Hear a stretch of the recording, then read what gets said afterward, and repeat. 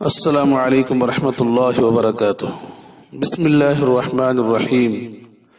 الحمد للہ رب العالمین والصلاة والسلام علی سید المرسلین محمد وآلہ واصحابہ اجمعین، اما بعد۔ ختم نبوت کے دروس کا سلسلہ چل رہا ہے۔ اوپر والی قسط میں قادیانی کو کافر قرار دینے کے سلسلے میں شروع میں اکابر کی طرف سے پیش آنے والی باتیں اور اقدام کے سلسلے میں کچھ تذکرہ تھا۔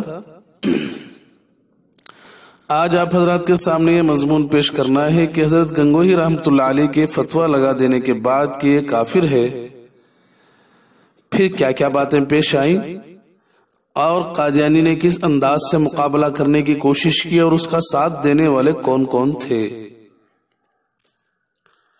جب مولانا گنگوہی رحمۃ اللہ علیہ پر قادیانی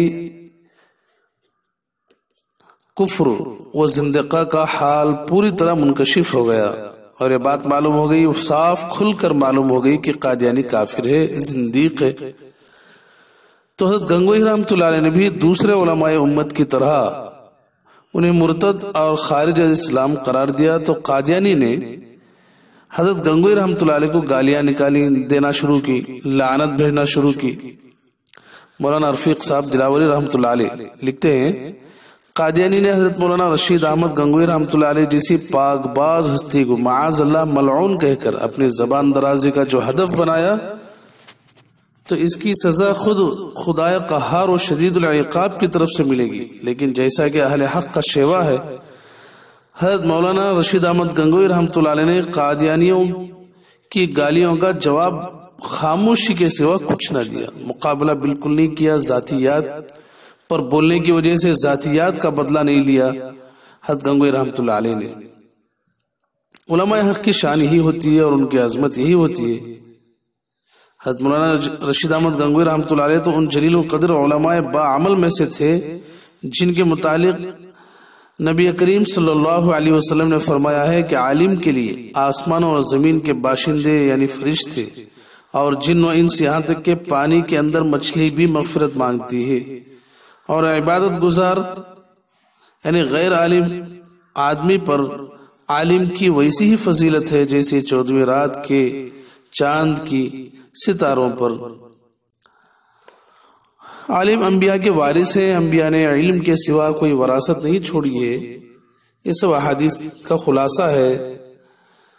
بہرحال حضرت گنگوہی رحمۃ اللہ علیہ نے اس کی لعنت بھیجنے اور اس کے گالیاں دینے کا کوئی جواب نہیں دیا۔ حضرت گنگوہی رحمۃ اللہ علیہ کی شان تو یہ تھی۔ مولوی محمد لدھیانی رحمۃ اللہ علیہ فرماتے ہیں، مولوی محمد حسین بٹالوی جو اہل حدیث کے مقتدا تھے، انہوں نے مرزا قادیانی کی تائید و حمایت کا بیڑا اٹھایا، ساتھ دینے کی بھرپور کوشش کی انہوں نے مرزا قادیانی کی، اور اپنے ماہانہ رسالہ اشاعت السنہ میں ہمارے مخالفت یعنی اہل حق کی مخالفت اور قادیانی کی تائید کرتے رہے۔ گویا انہوں نے مرزائی کلمات کفریہ کو معاذ اللہ اشاعت السنہ قرار دیا ہے، یعنی اشاعت السنہ رسالے میں مرزا کی کفریات چھاپ رہے ہیں اور تائید میں چھاپ رہے ہیں۔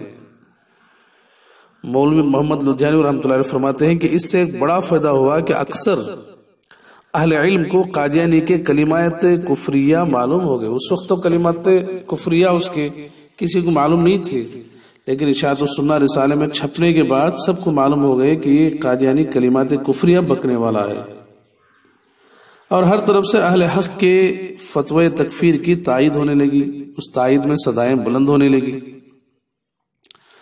مولوی غلام دستگیر قصوری نے قادیانی کے متعلق ایک استفتاء علماء حرمین کی خدمت میں روانہ کیا۔ ان دنوں وہاں پہ مولانا رحمت اللہ صاحب مہاجر جو مکہ مکرمہ میں قیام فرما تھے اور یہیں سے گئے ہوئے تھے ہندوستان سے، مولانا رحمت اللہ علیہ نے براہین احمدیہ اور رسالہ اشاعت السنہ کے فائل کا بنظر امعان یعنی غور سے مطالعہ کیا۔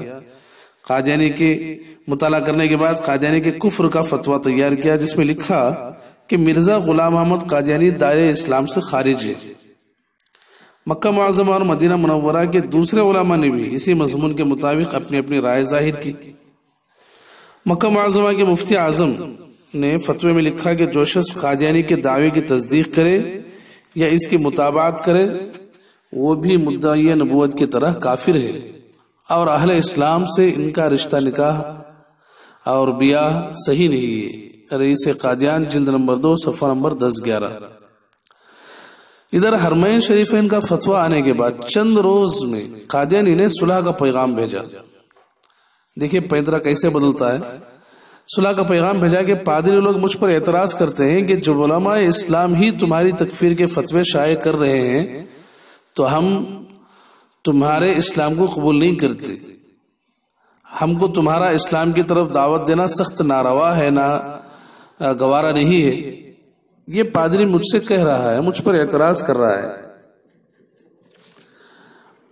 تو مولوی عبداللہ صاحب لدھیانوی رحمۃ اللہ علیہ نے اس کے جواب میں کہلا بھیجا کہ اگر مصالحت منظور ہے تو جمعہ کے دن جامع مسجد میں تمام مسلمانوں کے سامنے اپنے کلمات کفریہ سے تائب ہو جاؤ، اور اگر ایسا منظور نہیں ہے تو ہم سے گفتگو کر کے ہم کو ساکت کرو، یعنی مناظرہ کر لو، اور اگر گفتگو بھی منظور نہیں ہے تو ہم سے مباہلہ کر لو۔